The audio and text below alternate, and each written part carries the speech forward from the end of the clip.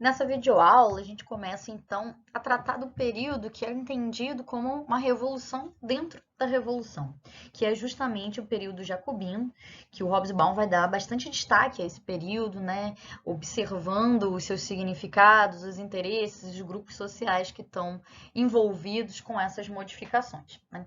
Então, se o período de 1789, que foi quando inicia a queda da Bastilha, até 1791, significaria a vitória da burguesia moderada, né, ou mesmo da alta burguesia, inclusive, como eu falei anteriormente, marcando aqueles empreendimentos institucionais mais duradouros, né? Esses interesses, essas mudanças, essas transformações não afetaram a transformação, a população como um todo, né? Na verdade, a maioria dessas medidas não atendiam aos interesses das massas urbanas e rurais, né? Os interesses populares, em alguns casos indo até contra eles. Vai ser justamente com a chamada essa revolução radical, com o período jacobino, que a gente vai ver a entrada das massas populares em cena. Então, uma vez que aconteceu toda aquela situação que nós vimos nas discussões anteriores, a questão das várias besteiras que o rei fez, a tentativa de fugir, né? Depois a questão da rainha conspirando e sendo pega e divulgado, né? Então tudo isso acabou contribuindo para que trouxesse para a cena política outros grupos sociais, né? Grupos como o Sans-Culottes, que eu falei anteriormente, que é um grupo difuso, composto por trabalhadores urbanos pobres, por artesãos, por pequenos empresários, né, que eram unidos por algumas coisas em comum que o Hobsbawm traz aí, que seria essa coisa que unifica esse grupo, mesmo sendo ele bastante diversificado. A defesa de uma democracia bem extremada, uma democracia direta, né? Para quem não sabe o que é uma democracia direta, ela é diferente do modelo de democracia que a gente tem vigente na maioria dos países, né? Ela seria uma democracia mais próxima daquela exercida por um grupo bem restrito, né, de cidadãos atenienses, que a democracia ateniense ela ficava muito limitada, né, a homens, a proprietários, né, mas a ideia aqui é uma democracia extremada, que abrangesse as massas, mas uma democracia que era exercida diretamente. Por quê? A democracia que a gente tem hoje no Brasil e na maioria dos países é uma democracia representativa, em que a gente não participa diretamente na votação de leis, né, escolhendo o que vai ser aprovado e o que não vai ser aprovado em termos de legislação. A gente participa da democracia indiretamente, através da eleição de representantes, por isso ela é uma democracia representativa. E aí são esses representantes nossos, né, que vão ao parlamento, seja na esfera municipal, estadual ou federal, representar, né, esses nossos interesses, em tese, né? Sabemos que na prática, bem em tese, mas a ideia é essa. A democracia direta não, seria como se nós mesmos fôssemos nos representar, né? Então nós vamos votar diretamente na escolha, né, dos rumos da legislação. O que nós temos hoje mais próximo de um exercício de democracia direta é a prática dos referendos, em que as pessoas são consultadas diretamente e que se vota diretamente em alguma medida, tá? Isso seria o mais próximo. Mas aqui, no caso dos sans-culottes, o que eles defendem é essa democracia direta, em que a massa vai, participa e faz a política diretamente, ok? Outra coisa que também os unifica é a questão da hostilidade aos ricos e um respeito à pequena propriedade, né? Aqui uma ressalva, não é a propriedade privada em geral, mas a pequena propriedade, né? A propriedade do pequeno artesão, né? Dos artesãos. Eu ali coloquei errado, gente. Pequenos artesãos, não, artesãos, pequenos comerciantes, tá? Pequenos comerciantes, né? Pequenos empresários. Então, essa pequena propriedade, ela é respeitada, é considerada algo que deve ser respeitado, né, por parte aí desse grupo do sans-culottes. No entanto, o que o Hobsbawm apresenta é que esse grupo seria portador de um projeto político anacrônico, irrealizável, né? O que ele está querendo dizer por isso, né? Algumas vezes as turmas ficam meio em dúvida, mas como assim? Por que o Hobsbawm está dizendo que eles são anacrônicos? Porque esses grupos seriam grupos, especialmente no que diz respeito ao artesanato, fadados à extinção, né? Ou a se tornarem grupos marginais no avançar da história, no avançar do processo histórico. Uma vez que, por exemplo, a prática do artesanato vai cada vez mais sendo substituída seguida pela manufatura e depois pelas atividades industriais, os artesãos tornam-se um grupo bastante inexpressivo, insignificante, então um grupo bem enfraquecido. A mesma coisa vale para os pequenos comerciantes, né, para os pequenos empresários, que conforme o capitalismo vai se modificando, inclusive entrando na sua fase monopolista, cada vez mais eles vão sendo derrubados pelo grande empreendimento, né? Então é nesse sentido que o Hobsbawm considera que eles têm um projeto anacrônico, um projeto irrealizável e que, portanto, se por um lado contribuem para a radicalização da Revolução Francesa, por outro lado, eles de alguma maneira freariam, né, ainda que temporalmente, o avanço do capitalismo, né, mas estariam fadados também a serem derrotados pelo movimento histórico. E como é que foi se dando, né, o crescimento aí do poder jacobino? Ele não é da noite para o dia. Então, os jacobinos eles vão crescendo pouco a pouco, vão ter alguns episódios que vão contribuir para o crescimento jacobino. O grupo das ruas, né, que é essa força revolucionária das ruas que o Hobsbawm se refere, os sans-culottes, eles apoiavam os jacobinos que estavam presentes na Assembleia Nacional como uma ala minoritária, mas uma ala radicalizada. Tá? Então, aqueles jacobinos que estavam na Assembleia Nacional não eram eles próprios pertencentes a esses grupos, né, da população mais empobrecida de Paris, mas eles se relacionavam e representavam esses grupos. Foi na guerra, né, que os outros países declaram, primeiramente a Prússia e depois em conjunto com a Áustria, que os ânimos vão se acirrando, tanto em função dos efeitos da guerra, como também em função da própria propaganda jacobina, que se dá através de jornalistas, como é o caso do Marat, que ficou muito famoso, inclusive porque ele acaba sendo assassinado. O Marat era um grande agitador, né, um jornalista bem assim, né, queria ver sangue, e que denunciava qualquer um que considerasse uma ameaça fosse contra-revolucionário. O Herbert também, que era também um jornalista. Então eles eram próximos aí aos jacobinos e que foram responsáveis por essas agitações que contribuíram também para o crescimento do jacobinismo.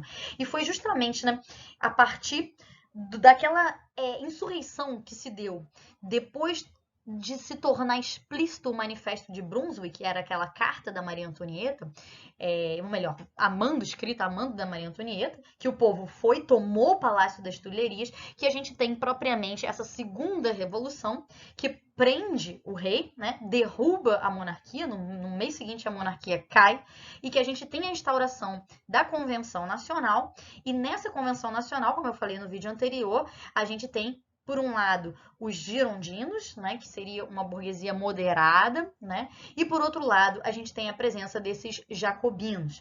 Num primeiro momento, os jacobinos ainda não são majoritários, mas já tem um destaque muito grande de duas lideranças aí, uma jacobina, que é o Robespierre, e outra dos girondinos, que é o Danton. Aqui nós vemos, depois eu vou falar com mais detalhamento a respeito do chamado período do terror, a fase do terror. Mas aqui eu mostro um quadro, que é um quadro, um período próximo, é um quadro de 1793, muito famoso, né? O quadro se chamou Assassinato de Marat. E esse quadro, inclusive, é recorrentemente reproduzido em livros didáticos, e esse quadro retrata o momento da morte do jornalista Marat, que era esse agitador, como eu falei anteriormente. Eu vou falar brevemente da história aqui do Marat, da biografia do Marat. Ele fazia essas várias denúncias, acusações de que pessoas eram contra-revolucionários, e grande parte dessas acusações, dessas denúncias, levavam aqueles acusados à guilhotina, né? Que vou falar também posteriormente, quando entrarmos na fase do terror. Então, uma mulher, inclusive, que era ligada a uma dessas pessoas que foi morta na guilhotina, ela entrou na casa do Marat, ele vivia normalmente o dia inteiro na banheira, ele está sentado aí dentro de uma banheira, porque ele tinha um problema de pele, em que ele precisava estar constantemente a pele dele precisava ser constantemente umedecida. E foi justamente na banheira em que ele estava, onde ele também trabalhava, né, e redigia as suas matérias, que essa mulher o esfaqueou. Ele virou, a partir de então, um mártir, né, da Revolução Francesa, porque ele era realmente bastante popular, né, então ele virou um mártir aí nesse momento, mas também contribuiu para o próprio fim aí da fase do terror, porque ele já evidencia o tensionamento, né, essa questão de pessoas que estavam já bastante fatigadas desse terror que estava aí colocado. Mas eu vou guardar aqui para falar mais adiante a respeito do período que ficou conhecido, especialmente pelos seus opositores, como fase do terror. Pois bem, agora voltando então para a questão da guerra, né, do período da guerra até a instauração efetiva da República Jacobina. Vou ser bem breve porque grande parte dessas questões eu já abordei anteriormente, né? Então a gente tem uma série de fatores que o Hobsbawm elenca aí que teriam contribuído para a chegada da República Jacobina. Um deles, né, a própria tentativa de fuga do rei, em que desmoralizou o rei, né? Ele coloca o seguinte, que os reis tradicionais que abandonam seus povos perdem o direito à lealdade, então isso já teria enfraquecido o rei, mas ainda assim a monarquia constitucional prevaleceu, né? Mas já naquele período a gente viu o surgimento do jacobinismo, né? O surgimento daqueles que se opunham à continuidade do rei no poder, que consideravam incompatível a existência de uma constituição com a manutenção essa continuidade, né, da monarquia. E depois a guerra, né? A guerra seria mais um fator muito importante para a difusão do jacobinismo, porque a guerra agravou a situação dramática que a população francesa já enfrentava, e para o Hobsbawm ela teria também inserido a Revolução Francesa na história da Europa, né? Ela deixaria de ser apenas um episódio francês, mas envolveu a Europa de uma maneira bem mais ampla naquele processo que estava se dando. E como eu já falei anteriormente, duas forças, né, para o Hobsbawm teriam levado a França para essa guerra geral, que foi a extrema-direita, ligada aí ao rei, e a esquerda moderada, que eram os girondinos. Os girondinos que acreditavam que a guerra era importante, mas que precisaria ser vencida.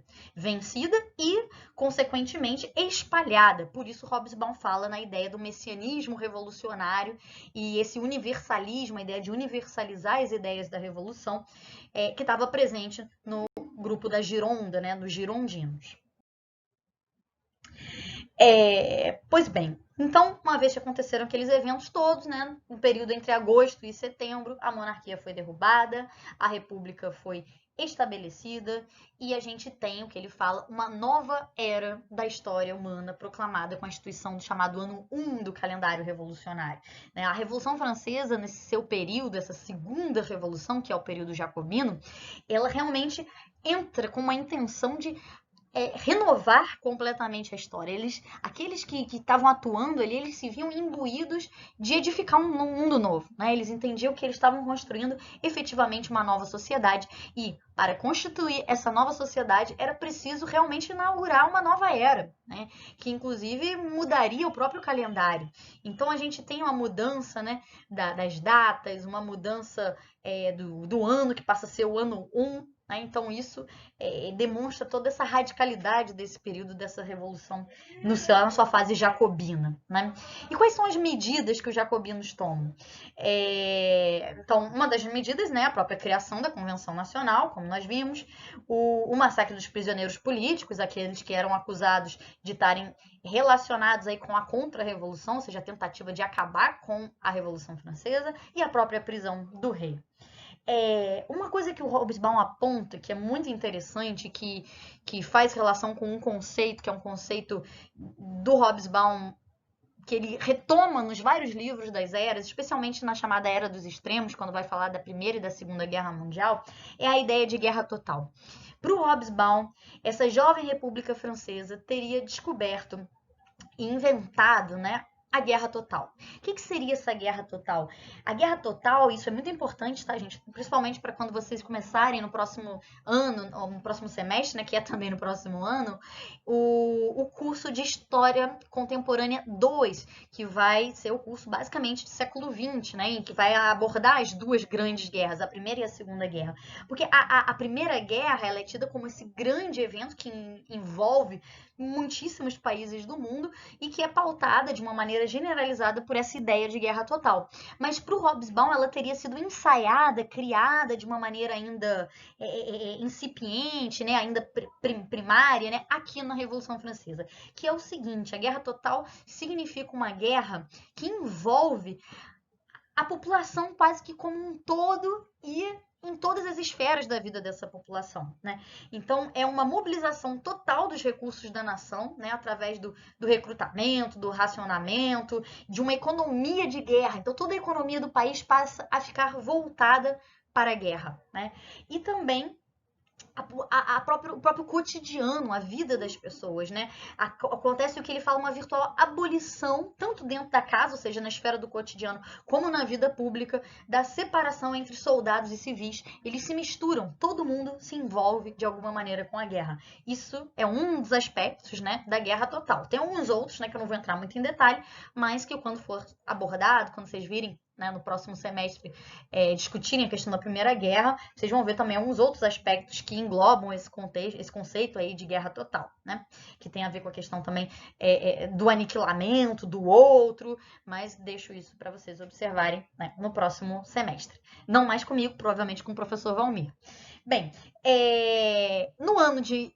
Esse período, né, começa em 1792, mas foi no ano de 1793 que a gente tem propriamente o período de quebra da monarquia, né, em 1792. Mas é no ano de 1793 que aqueles que num primeiro momento tinham muita popularidade, que eram os girondinos, foram perdendo espaço frente à chamada montanha. A montanha se referia ao grupo do Robespierre, né, aos jacobinos. Foi a partir do ano de 1793 em que eles assumem o controle de uma maneira bem mais intensa. Ao fim e ao cabo, inclusive, o líder dos girondinos acaba indo para a guilhotina, né? Que era o Danton. O Danton, ele é acusado de corrupção, ele era um cara assim mais maleável, um cara da negociação, né? Então ele acabou sendo acusado de corrupção, de estar conciliando com os contra-revolucionários, e ele acabou também indo para a guilhotina. Nesse slide eu mostro para vocês uma reprodução do novo calendário, um livreto, né, com o novo calendário decretado pela Convenção Nacional. Tá? Então, isso daí é um documento original, ele está um pouco, a foto, né, de um documento original, ele está aí um pouco esmaecido, né, desfocado um pouquinho, mas vocês conseguem ler aí o calendário republicano, decretado pela Convenção Nacional, pelo segundo ano da República Francesa. Então, a gente tem aí um novo calendário, e nesse calendário troca-se um monte de coisa, inclusive os dias, os meses, tudo é modificado, os nomes vão sendo alterados.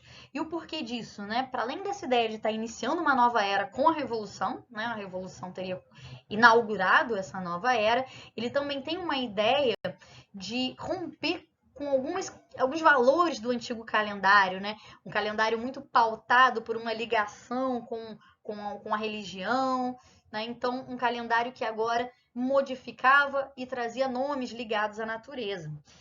Por isso que quando vocês ouvirem falar, vocês já devem ter ouvido falar de um livro famoso do Karl Marx, que é um livro que fala sobre o Napoleão Bonaparte, né, e a questão desse pós-revolução francesa, que é o 18 do Brumário, né? Eles pensam, o que é Brumário? Era esse outro calendário, né? Então, 18, eu não sei agora se Brumário era novembro, mas foi alterado completamente o calendário nesse período da República Jacobina.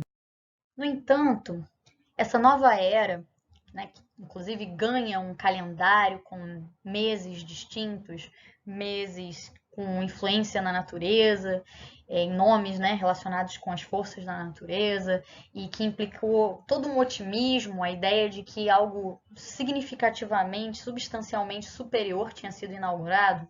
Em pouco tempo, ela acabou vindo acompanhada de algo não tão bonitinho assim, né? Que foi conhecido justamente como o período do terror, a fase do terror, que inclusive alguns autores, alguns historiadores, como o Jules Michelet, dão bastante destaque para essa questão, né, essa discussão aí sobre o terror. O terror ele teria assumido centralidade na Convenção na Convenção Nacional, né, em 5 de setembro de 1793, ou seja, um ano depois da queda da monarquia.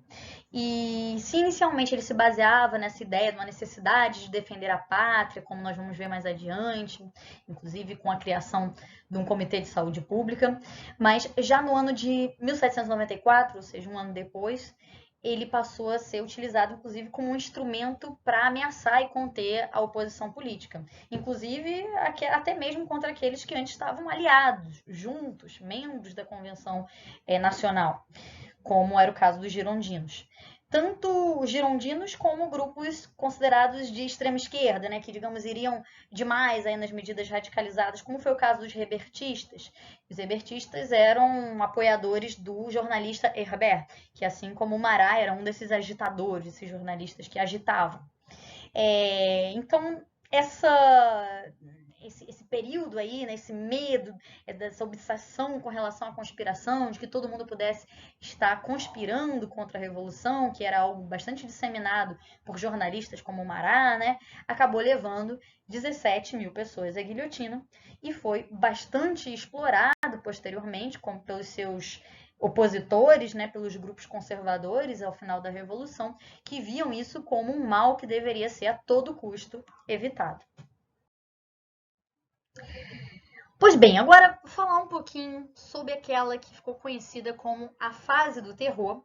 Eu vou pegar nesse slide um trecho, né, de um texto do Carlo Romani, em que ele aponta, né, alguns significados, esse período aí da República Jacobina, traça algumas críticas, né, e depois a gente vai ver um trecho do Hobsbawm em que ele traz um pouco do outro lado aí, uma certa defesa da República Jacobina, considerando ela como entendendo que ela estava ali num período em que a história está completamente virada de cabeça para baixo. Bem, mas vamos ver aqui.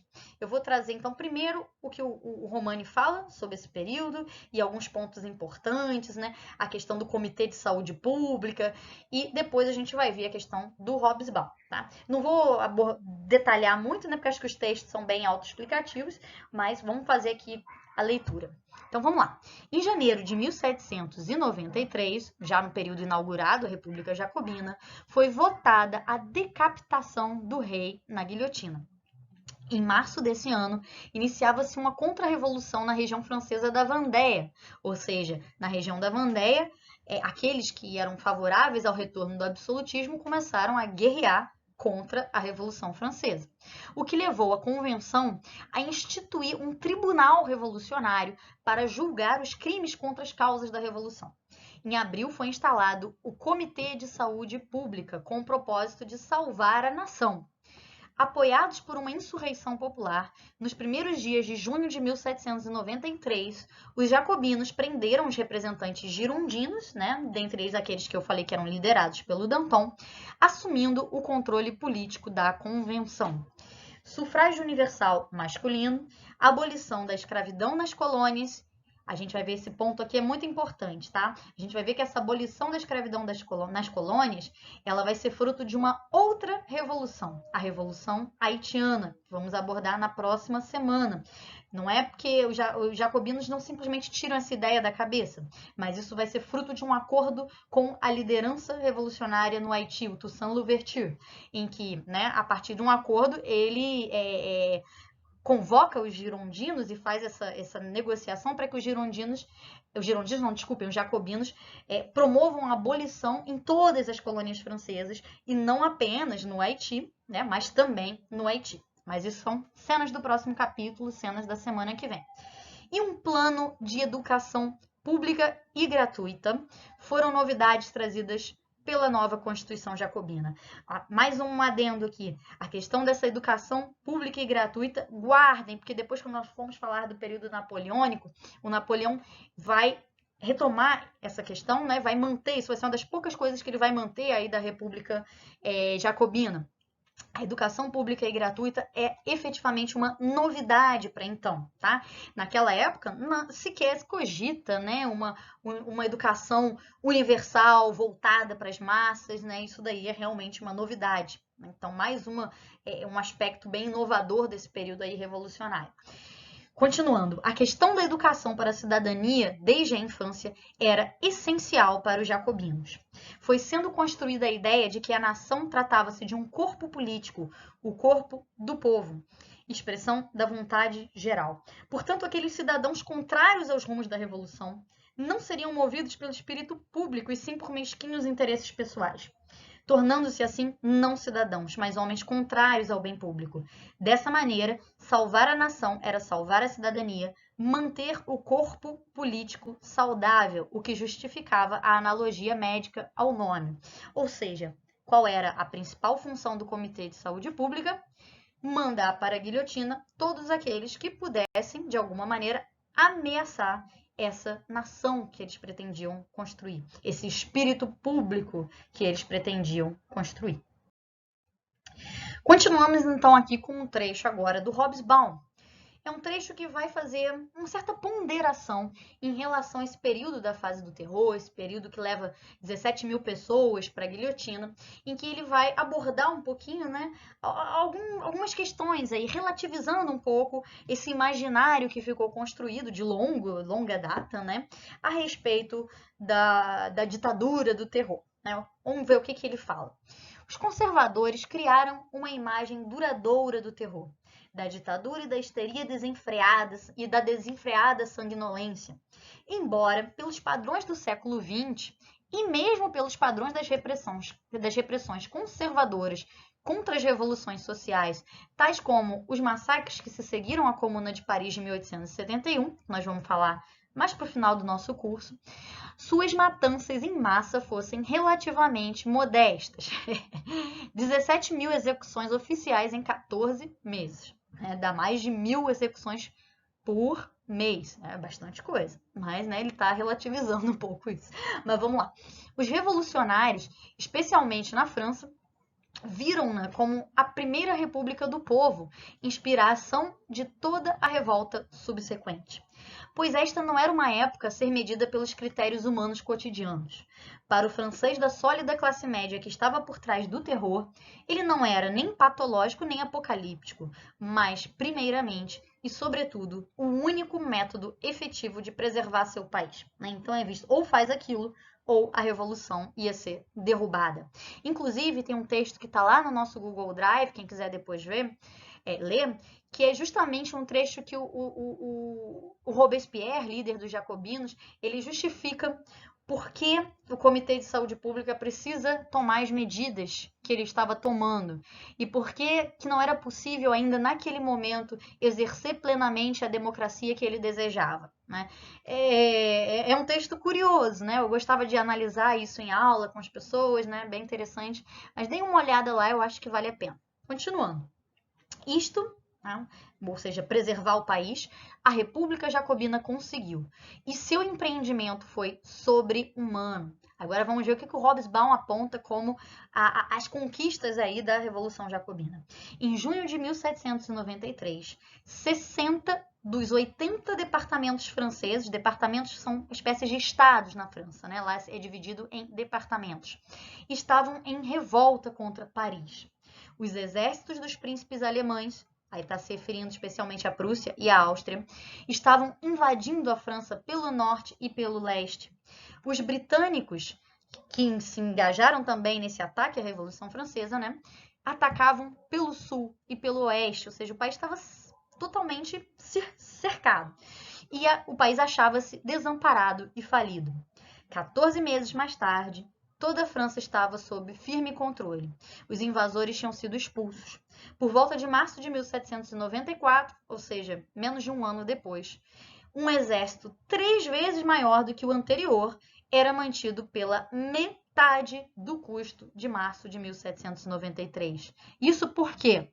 Né? Porque passa a ser um exército de voluntários, né? Muita gente, essa esperança da revolução faz com que as pessoas se voluntariem, é esse impulso que vai gerar, inclusive, o surgimento de um exército nacional, efetivamente, um exército francês, um exército que começa a ter essa consciência nacional. Aí é a gestação do pensamento nacionalista, que nós vamos ver posteriormente, daqui a 2 semanas, quando falarmos do surgimento do pensamento, né, do nacionalismo, o fenômeno do nacionalismo.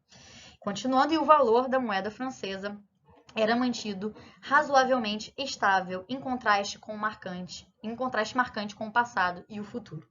Apenas mais uma questão, é justamente nesse período da guerra que a gente vai ter o crescimento e o destaque de uma figura importantíssima para a gente pensar aí a conclusão final da Revolução Francesa, que foi o Napoleão Bonaparte, que se destacou como uma importante liderança estrategista durante esse período aí da República Jacobina.